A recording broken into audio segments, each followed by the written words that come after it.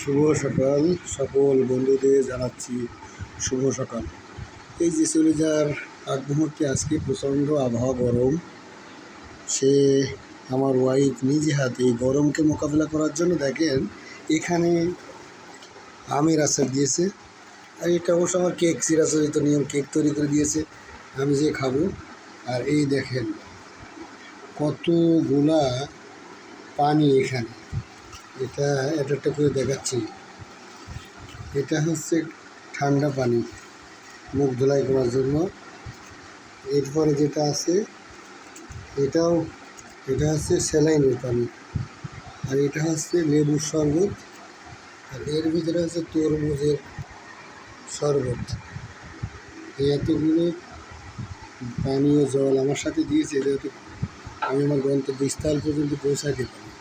হ্যাঁ, এবং এগুলো আস্তে আস্তে খাইলে শরীরটা ক্লান্তি অনেক দূর হবে, যেহেতু বাইরের অনেক তাপমাত্রা। সেই তাপমাত্রাকে মোকাবেলা করার জন্য মোটামুটি এগুলো আমাকে দিয়েছে।